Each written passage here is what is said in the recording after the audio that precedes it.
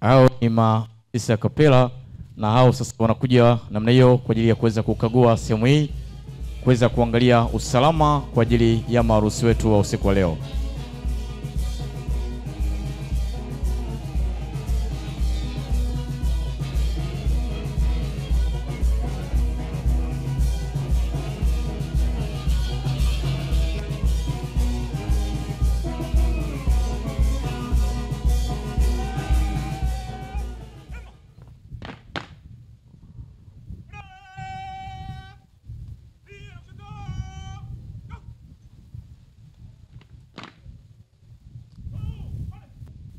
Sasa ni wakati wale masweepers kwenda ukagua ukumbi mbele kuangalia usalama.